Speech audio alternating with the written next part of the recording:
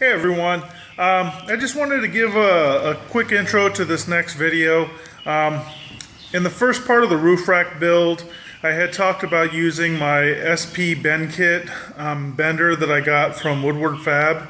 I opted out of not using that.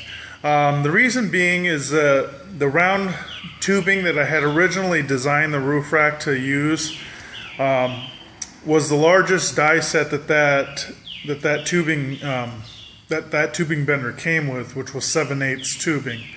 The problem with that is apparently 7/8 tubing is really difficult to get a hold of, and it's a lot more expensive than 1-inch tubing because of that. So what I ended up doing is because I have my JD squared model 32 tubing bender. Sorry, I'm getting tongue-tied. Anyway, I had never used it up until this project, and it's just been sitting in my shop collecting dust, unfortunately, and I had been trying to gather the money to find a project to use it on. I went out and bought a new die set for it, which wasn't too expensive. When you're dealing with die sets that are and the smaller size like that, they're under $200 for the set, so it wasn't too bad. So I went ahead and invested in that. The other reason is because there's a good chance that I may turn this into a production unit for, I got to try to develop some mounts for an XJ Jeep Cherokee, so the older model Jeep Cherokees with the drip rails. So we'll see what happens there, but I figured it'd be a good investment to buy that die set for that tubing bender. I'll show you it in just a quick second. That's going to be the bulk of this video. Outside of that, that's pretty much it. Sit back, enjoy the video, and I'll talk to you guys later.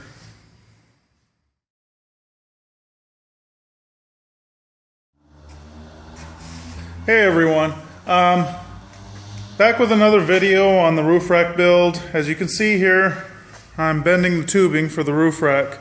This is actually the top frame right here. I'm using my JD squared model 32 tubing bender that I converted over to air over hydraulic with a Harbor Freight ram. I've already made the bottom frame, but as you can see here, there's a gap there. I could have probably done it all in one big square like I'm doing here, but I had cut this out for the sake of figuring out some calculations. All those marks are 1/2 inch apart, so I can figure out where my bend length is. There's been a lot of math going on and number crunching. This bottom frame isn't exact. I've got to do some adjustments on this. It'll be fine, but I'm going to have to do some cutting and getting rid of some of the length, especially on that end piece over here. This side's fine, but I've got to graft in a section here, and I've got to take out about 1 3/4 inches over there. So, but that's part of the process. These are the first bends I've ever made on this bender. So I'll do a video following up to talk to you guys about some of the math and things that you need to figure out so that you're not wasting a bunch of material. But these are my bend numbers. Basically my first bend is a mark on the tubing. You see how I've got these the tube marked? Okay, the first mark from the end of the tube is 19.5 inches. Second one is 85.5. Third is 131 inches. The fourth is 197 inches. Okay, now what I'm measuring here, and I'll show you. Here's another mark to the face edge of the die set. Okay, again, I'll do a follow-up video talking to you guys a lot more about this. That's a whole nother video series to talk to you guys about, so expect that in the future. But those are my marks. It's the easiest to write down all these notes so that you can mark all your tubing the proper length, before you do any bends. Mark all your marks and then start doing your bends, and everything should end up being consistent as long as your math and your numbers are correct. So I've started bending this last bend of the top one. We're about 27 degrees, 26 degrees already. I'm going to keep bending and do a reset on this dice or on this bender so I can continue on. This ram will only do about 45 degrees, so I have to repin, collapse it, and then continue on to the 90 degrees.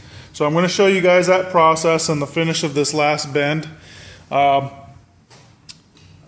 I said, there's a lot more details about how to use these benders, so we'll follow that up in another video though. So let's put you guys on the tripod.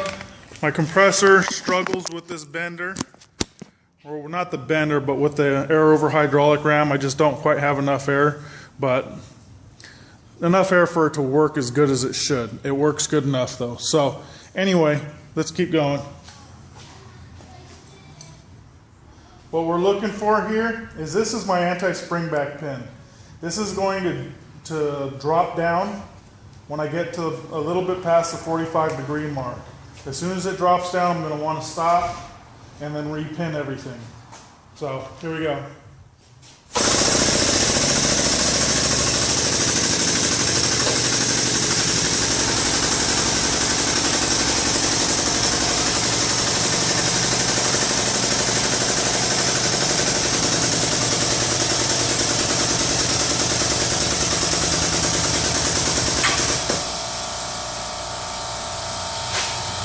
Okay, so according to the degree ring, we're at about 42.5 degrees. It doesn't really matter, but just so you guys know, the actual ram will go out a little bit further, but not a whole lot. So you always want to reset your pin when it drops down so that you don't have any spring back, because if you have spring back, you can get some wrinkles in your tube. So I'm going to release the pressure here, just like a regular jack, and while I'm doing that, I'm going to lift this pin out. Okay, this pin gets relocated in the die set, and I'll show you that closer in just a second. As soon as the tension comes off, this will allow me to lift off. So, and I'm just going to collapse this all the way and drop it down into the next hole. There we go, and then tighten it up, and continue on. So let me show you a close-up of what I'm looking at here. If you look here in the die set, we've got a bunch of holes here. The anti-spring back pin actually drops in these holes as well. You see it right here? But every time you reset, this is going to drop into a new hole. That spring back pin holds the die from rotating back too far, and then you just repin. So everything still stays tension, you just move your arm back. So let's go all the way to a 90 and wrap this up. What the fuck is that? If you guys hear that, that's the dummies at the bank next door.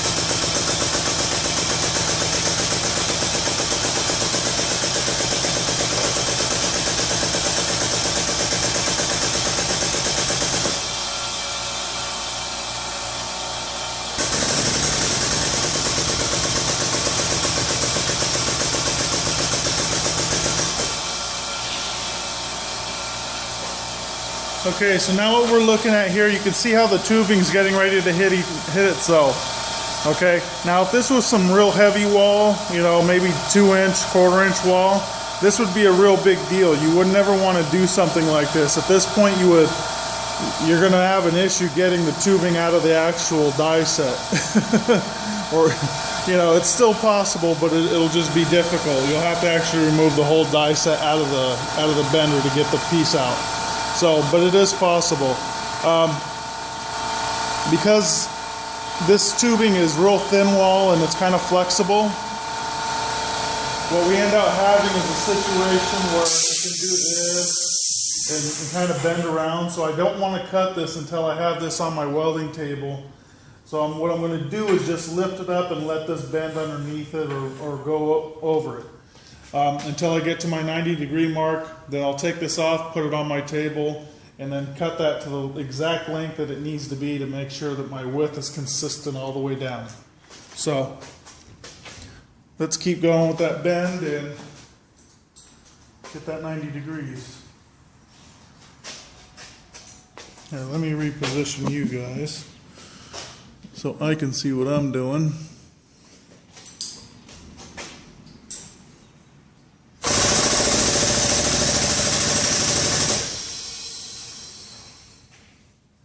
Okay, so I'm at 90 right now. I know it looks like I've gone past 90, but I haven't. On the degree ring, I'm at 90. So because of the spring back in the tube, I need to go at least 2 degrees past this. And I'm still kind of gauging how much I need to go with this particular size of tubing. It's always going to be different depending on the size of tubing you're using. So with this one, I'm noticing it's about 2 to 3 degrees past. Again, this is so flexible that I could actually bend it back if I go a little bit too far. If I don't go enough, I can bend it, bend it to where it needs to be. So I'm going to go past just 2.5, and then call it a wrap. Okay, with this, it's very important on your last bend that you lift out the anti-spring back pin.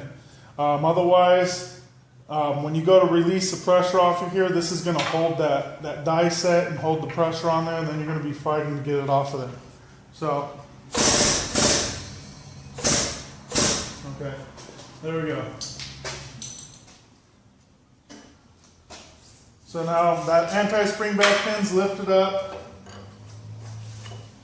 Now all I'm going to do is release the pressure, just like if I was to repin, pull this pin completely out. Just set it aside.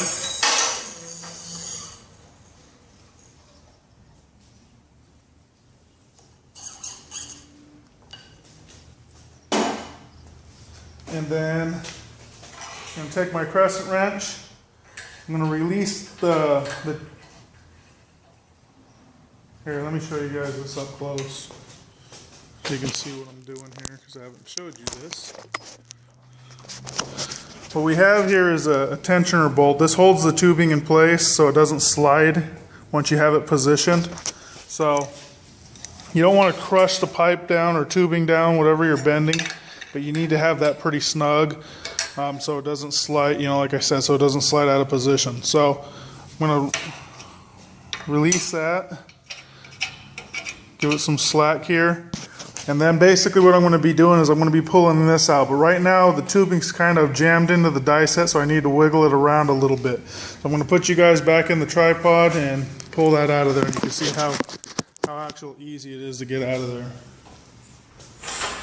See, just like that. Just bump it basically a little bit. So, get my casters unlocked here. Grab that side. And basically, I'm going to just slide this out, just like that. And see how these are still not lined up properly? That's okay. Like I said, I can just bend them into the position that they need to be. So everything's all good there. It's not that big of an issue. If this, like I said, if this was thicker tubing, something that's not as flexible, it'd be a really big issue. But with this thinner stuff, it's real easy to work with. That's it for now. So, like always, hope you guys enjoyed the video. Subscribe, comment, like, and I'll get back with you shortly with an update once I got the top and bottom frame built, and we'll start cutting the vertical supports for this and getting the two pieces connected together. So anyway, subscribe, comment, go like me on Facebook, links in the description. AlvarezMetalworks.com, links in the description, check that out. And that's it. Talk to you guys later.